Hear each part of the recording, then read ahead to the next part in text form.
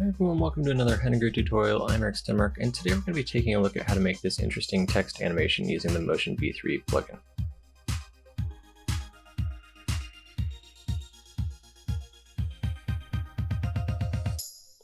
So there's a few things we're going to be taking a look at today with this animation.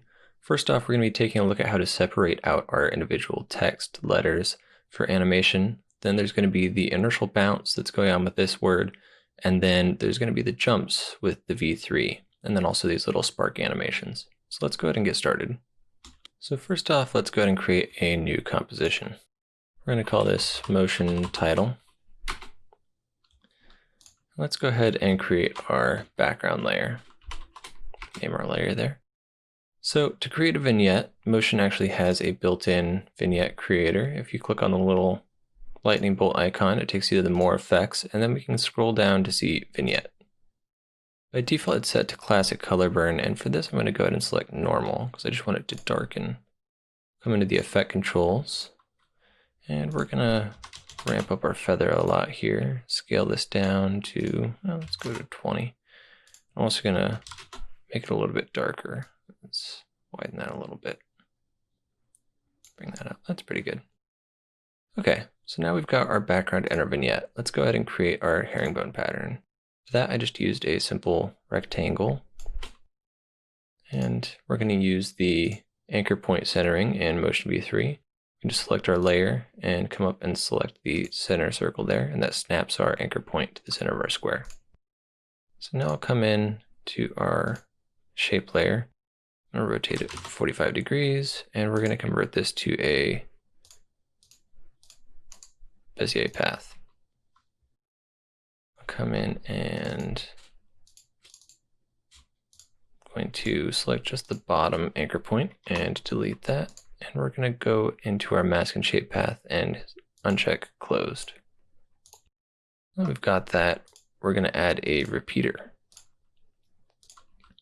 So I'm going to zoom way in here, and we're going to line up our repeater transform with those corners.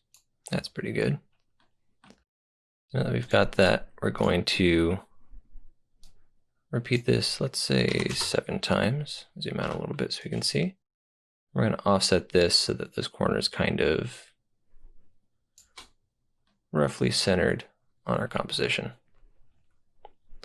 So now we've got one line, we're going to add a second repeater, and we're going to step this down to 2 copies and change our transform so that they're slightly offset on the y-axis.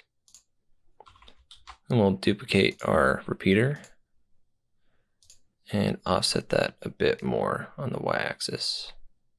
Yeah, right about there. So now let's step up our copies, and we can go ahead and pull our shape up. Yep, right up there.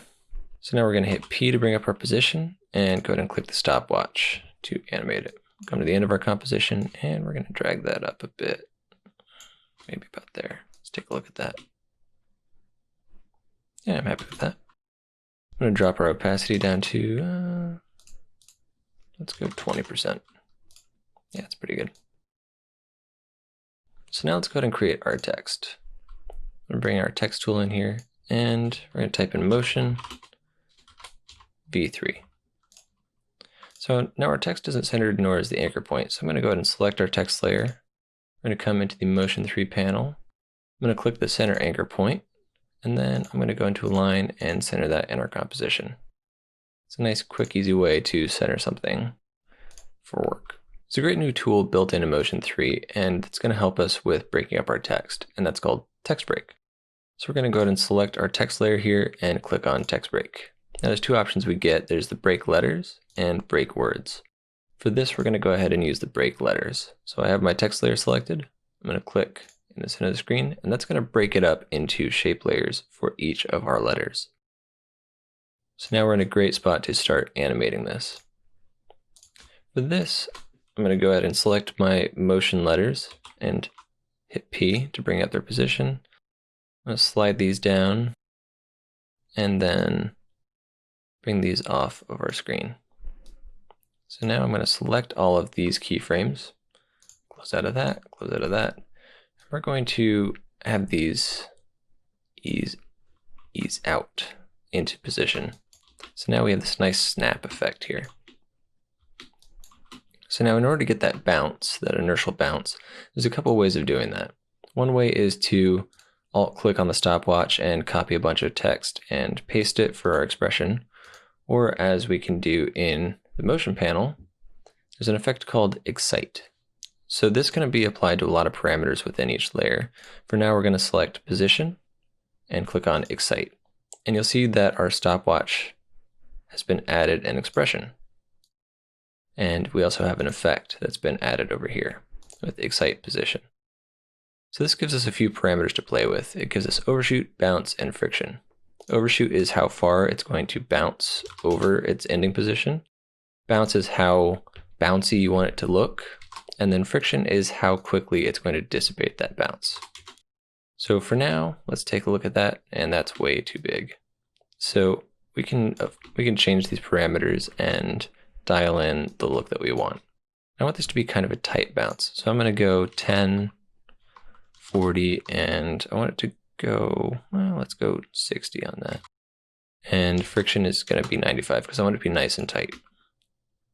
Yeah, just a small little bounce that goes away relatively quickly.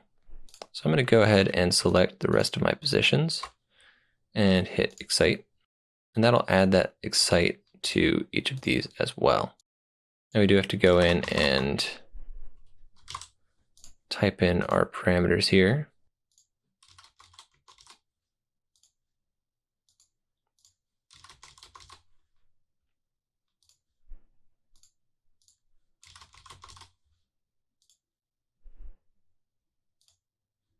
Must have missed this one. Let's go ahead and add that. Okay, so now that we've got those all loaded in with their bounces, let's go ahead and offset these a little bit. So I want the M to animate on first, so I'm going to leave that. And we're going to select those and press Alt arrow to just nudge these down a little bit. I'm just going to do 2 frame offsets for each of these. There we go. So that's looking pretty good. So now we've got this nice, tight, smooth animation for each of those. I actually want it to be a little bit quicker, so I'm going to select all those, hold down Alt, and just drag this in a little bit. Let's try that. I think that's a little bit too much. Let's bring that back a little bit. That's feeling pretty good. Okay, so now we want to take a look at our V and 3 letters. So I'm going to go ahead and arrow those up, and let's select our V and 3. So I'm going to press P, click on the stopwatch, drag those out a little bit, and now we're going to pull those off screen to the right. Just off screen. So now I want these to feel like they're falling in as well, so we're going to give them a little bit of an ease out from their current position. I think we're going to tighten that up a little bit, just a couple frames. And now we're going to take a look at another effect in here called jump. So when we select the position and click on jump, we'll see that we have a couple options here. Let's just take a look at what that did for us. You can see it's bouncing way too far off screen and going off to nowhere. So we're going to dial down these settings a lot. So stretch, I'm going to bring way down to 20. Gravity, we want this to feel nice and tight, and I'm going to leave max jumps at 8. So let's see what that did for us. I'm going to go ahead and turn off the 3 so we can see it. So you can see that's a nice tight little bounce there. And it's different from the overshoot excite that we see on these, because you can see these bounce past their final position, whereas the V hits at its final position and bounce back. So now let's go ahead and do something similar with the 3. I'm going to go ahead and select the position parameter, click on jump, and we're going to, I think I'm going to use the same settings on these, 20, 40, and 8.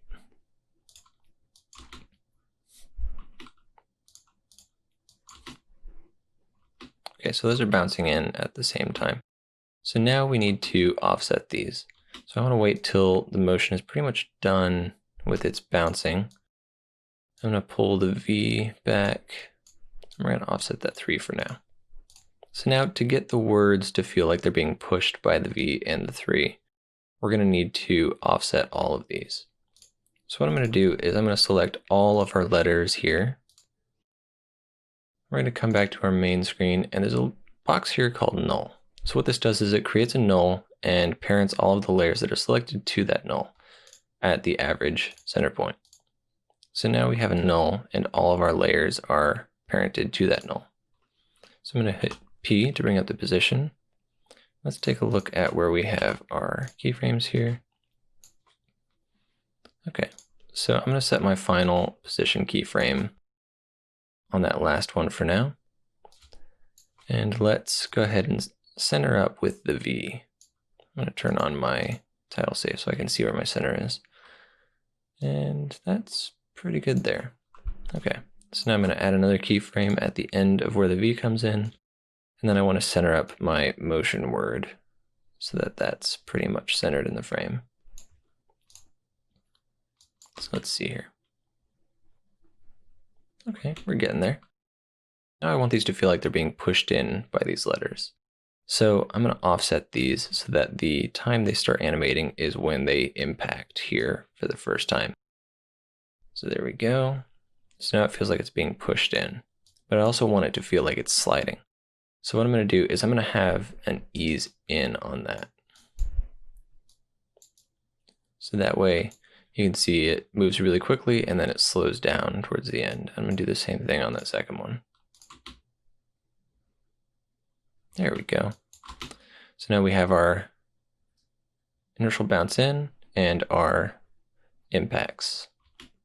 So 10 seconds is a bit long for this animation. What I'm going to do is I'm going to come up and click on the duration of our composition. I'm just going to select hot 5, and that trims our composition down to a 5-second animation. So now we can go ahead and let that loop for a second there, and that's looking pretty good. Now let's look at creating those sparks at the impact points, just to add a little bit more visual interest and secondary animation to this. So I'm going to go ahead and turn off our title safe. Let's take a look at another effect within the Motion 3 panel. So we're going to click our lightning bolt to look at the rest of the effects. And there's this burst effect here that I'm going to go ahead and click. Now this creates a shape layer with a lot of different properties within it. So let's go ahead and center up our position at where our impact point is. Let's pull that up. And we're going to center this about here. Let's take a look at some of these properties. So I'm going to make both the colors white to match our scene. Let's take a look at some of our properties. I don't think I need 9. Let's pull that down to about, let's say 5, and let's offset that a little bit. Offset these, give them a little bit of random, and we're going to animate a few of the properties. I'm going to zero out the distance from center, and let's change up our height as well. Let's make that 0 for now. Let's add some keyframes. So now I want this to explode outward from the center. I want each of those to grow and come out, let's say about to there. That's pretty good. But I also want them to disappear over time. So what I'm going to do is I'm going to move our keyframe for the height down towards the beginning, and then let's bring that back down to 0. I also want these to be square, and let's give these some momentum. So I want these to move really quickly initially, and then kind of fade off. So let's dial that in. That's pretty good. I'm going to lengthen it a little bit. Okay. Now we'll trim our layers so that these just pop on and then disappear. Yeah, I like that. Okay, so now we need a second one for R3. So I'm going to duplicate that layer, bring it back, and I'm going to switch it up a little bit. Let's pull up our animation, bring up the distance from the center point, set the a little bit further, and let's change up the revolution offset and maybe add a couple more of these. Not too many. Let's bring that down. And we'll change the offset. That's pretty good. Okay, so let's take a look at that.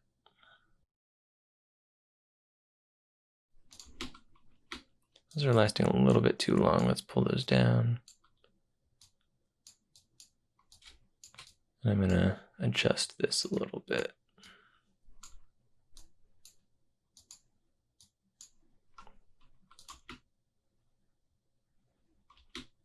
Let's make those a little bit quicker even.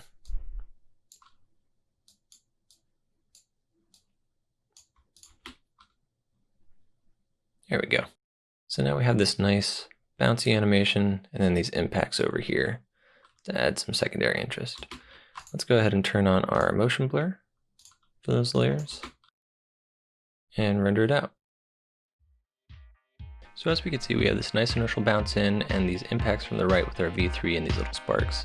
Motion V3 is a great way to get these nice clean animations very quickly without having to dive into expressions or into the graph curves. If you like this video, give it a thumbs up and let us know in the comments below what you think. Join us in future videos where we go more in depth into more of the features that Motion V3 has within the panel.